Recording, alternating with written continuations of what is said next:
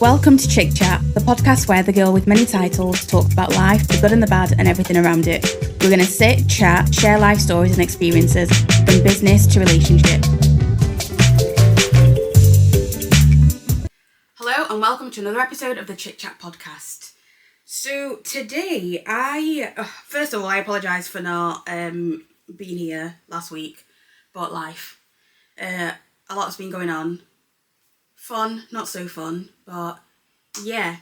So, and to be fair, this is also why I wanted to do this podcast. So in this podcast, I want to talk about setting goals for the rest of the year, because as much as things have been a bit difficult, mentally and physically, half the year is gone, and a lot can happen in half a year.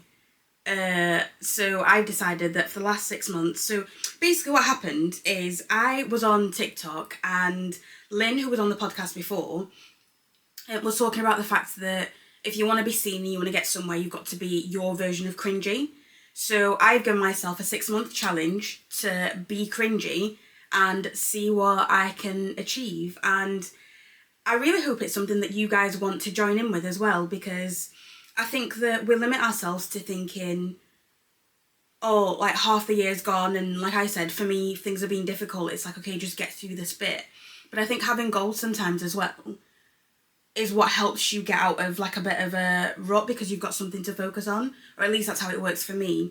And yeah, I'm hoping that people join me in this last 6 months, because I think that there's a lot of things we can do still to change our lives. I don't know if you remember, I talked about having my word of the year this year is discipline. And discipline was just starting to do the little things that I want to be doing more frequently. So when I envisage Millionaire Chik, I think about the fact that Millionaire Chik is someone that takes her health seriously, and that's exercise and the food she eats. She loves to travels a lot, both with her partner and on her own. And all these little things that, like, everything down to like Millionaire Chik, as well as normal Chik, has extraordinary food and drink experiences. But the reason that I mix these things up is because our brains can't tell what's real and what's not. And if we're telling our brains something, more than likely those things are happening. So because I decided this year that I'd be a bit easier on myself, what's happened, I did join the gym.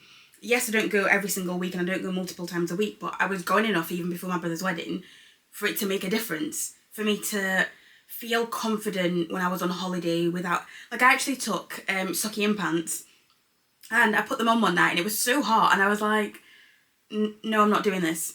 So, yeah, I think those little things do make a massive difference. And even just declaring that I'm going to be a millionaire. We went on holiday and didn't worry about money. And that's something that I have tried to imagine and envisage for mine and G's future. But to get on holiday, first of all, I think what people forget when it comes to prayer and manifestation is you still have to do the work. So me and G budgeted, planned last year when we were sorting out our holiday what things were going to look like, and G ended up putting some extra money in the account that just meant that was extra to do whatever with. So it wasn't a waste of money. We went for ease, and if ease cost us money, like having to get a taxi an hour away to get ready with my brother, we did that rather than getting a bus. We didn't have to think about budgets for where to eat, because we knew that every day, like, we were well within budgets and what we could use. So yeah, for me, the 6-month cringe challenge is just getting me out of my shell more and doing the things that you have to do, whether it's that you want to climb up the corporate ladder, or you want to start a business, or you want to grow your business. There are things that you have to do that make you uncomfortable, and I've talked a lot on here about how I hate selling, but if you don't sell, because I feel like I beg, I know that might sound stupid, but I hate asking people for things, but that's what business is. You are literally asking people to give you their money for a service. It's not like they're just giving you the money for no reason. And what's my year look like? Like I said, I've joined the gym. G cooks for me, so I've basically got a private chef and I can request whatever I want. The holiday that I talked about, we went away, didn't have to worry about money whatsoever. I got to switch off from the team, completely switch off, to the point where I think I had one like 20-minute call that was about property, property is another thing.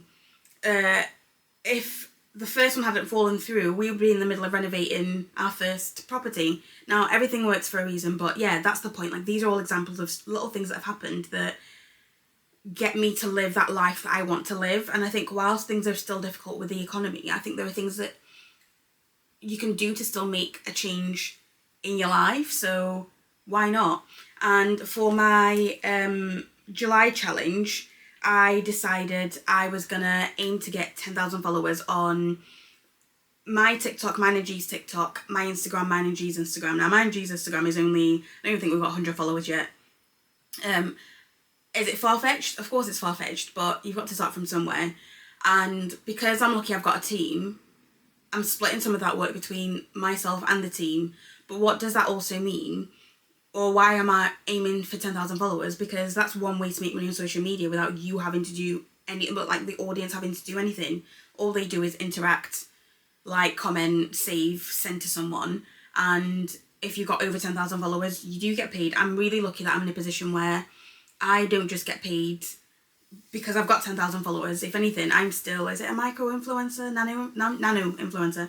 But as a nano-influencer, I built a career off the fact that I don't even have 10,000 followers. So I think the point is, you can change your life.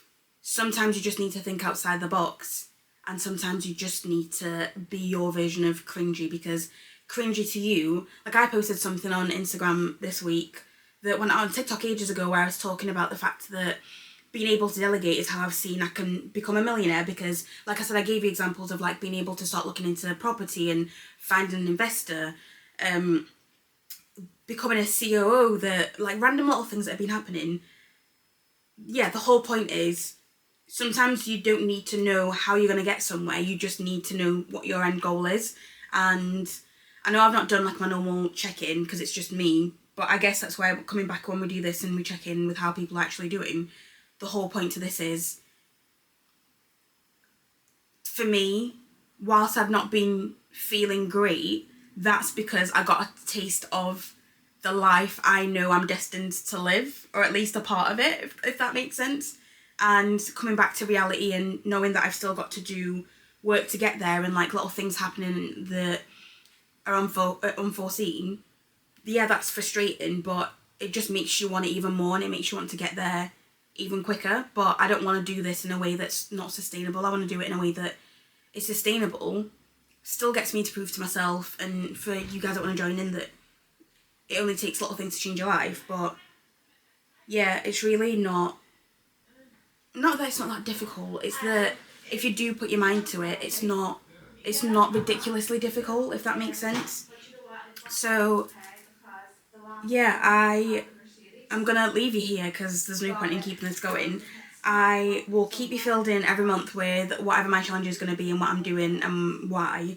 But yeah, follow, like, comment, send our posts to other people, and I hope you join this journey, because for me, even just talking about this makes me uncomfortable, and the whole like future millionaire chick and all of that. But the whole point to this is to show people that like it can be done. And whilst I'm a multi-passionate and I don't just have one main focus, content creation is the one thing that brings everything together, and I want to use content creation and marketing to tell that story, inspire other people, and for us to show each other that it is doable. And yeah, big shout out to Lynn for talking about this whole thing, because it's exciting. And if this is where I'm in 6 months, yes, everything hasn't gone perfectly in according to plan, but that doesn't mean it's not going to get there. So I'm looking forward to seeing how the next 6 months goes, and I hope you guys do join and have a bit of fun with me as well. And if you've got any ideas of content and stuff that you want to see as well, or behind the scenes or anything like that, because I don't film absolutely everything, and there are some stuff I'm reluctant to film, but I'm open to stuff. Like, I never know what you want to see, and I always think that the stuff I want to see of other people maybe isn't always the stuff that other people want to see of me. So yeah, let me know. But yeah, other than that, yeah, that's on a win of the week. What's my win of the week? I think my win of the week is just accepting that I'm human. I'm allowed to have down periods, and the win is the fact that my mental health being not so good is down to the fact that I managed to achieve something that was amazing and a lot of people don't get to achieve. So yeah, big win of the week, and I will see you guys in 2 weeks. Bye.